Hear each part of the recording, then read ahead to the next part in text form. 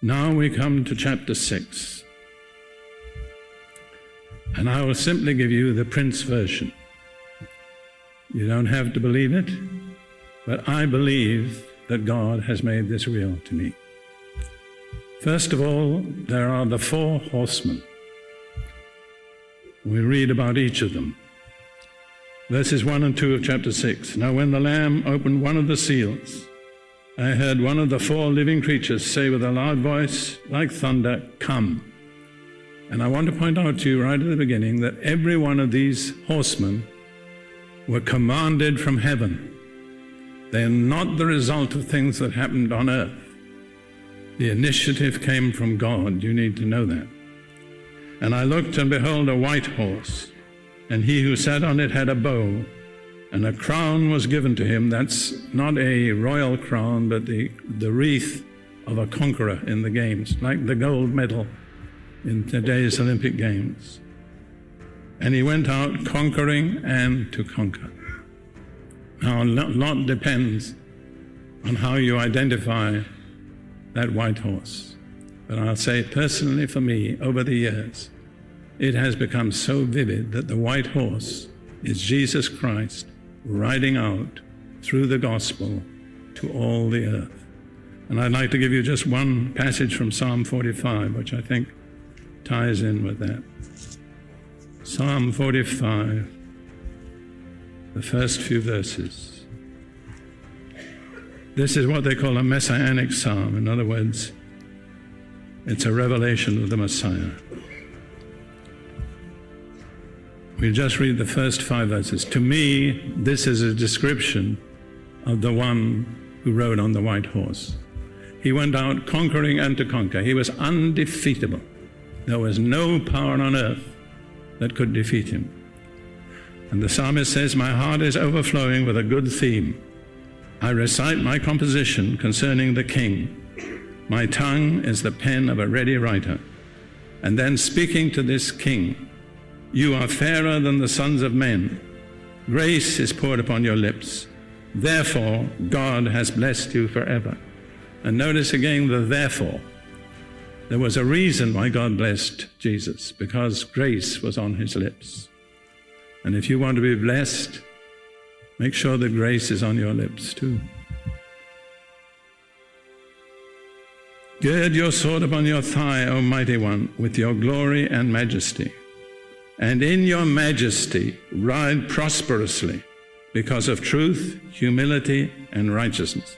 Now that's no ordinary human conqueror, because they are not marked by truth, humility, and righteousness. This is a divine conqueror. And your right hand shall teach you awesome things. Your arrows are sharp in the heart of the king's enemies. The peoples fall under you. I believe those are the arrows of Holy Spirit conviction that can pierce human hearts and cause people to fall before him. Now going back to chapter 6, we come to the second horse. When he opened the second seal, I heard the second living creature saying, "Come." And notice this creature also, this horse also was commanded from heaven. Most important you understand this, because otherwise you get a false perspective of what's happening on earth. And another horse, fiery red, went out, and it was granted to the one who sat on it to take peace from the earth, and that people should kill one another. And there was given to him a great sword. I understand that to be ethnic conflict. Something released on earth that makes people of one nation group attack and seek to destroy one another.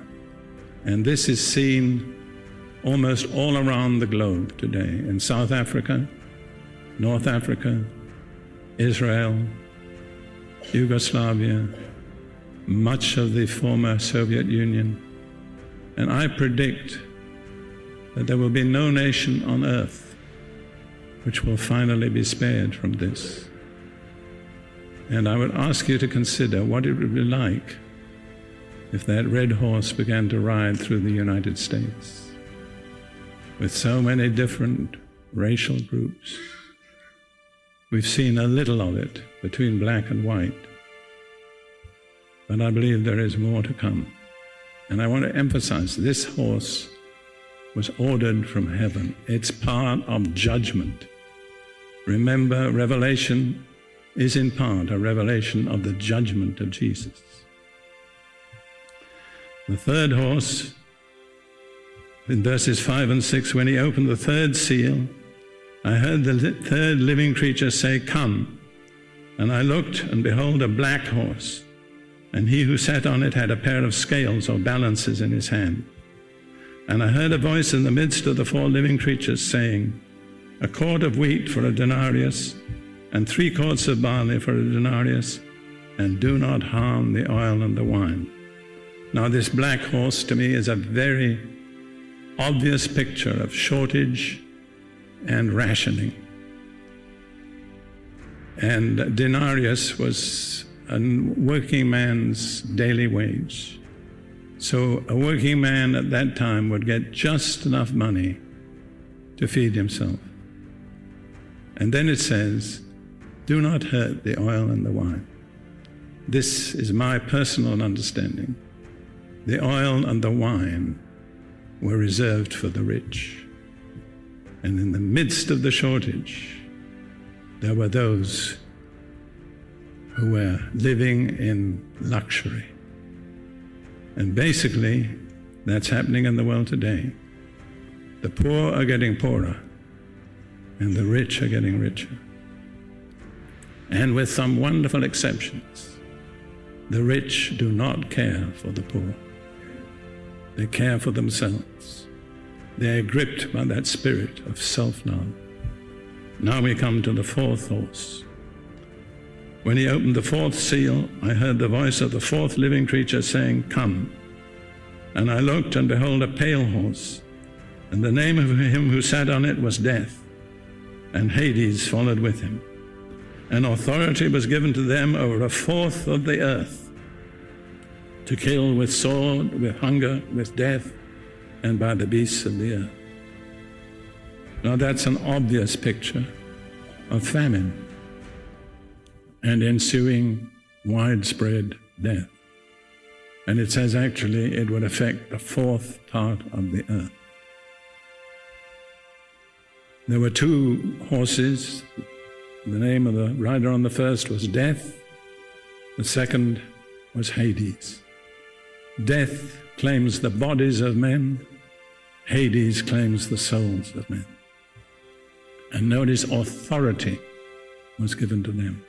Where did the authority come? From God, from the throne. Now, as I meditate on those 4 horses, there is one conviction that becomes stronger and stronger in me. And it's a message for God's people.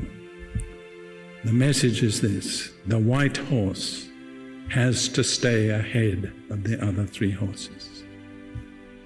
We have to get there with the offer of mercy through the gospel before these terrible judgments fall on people.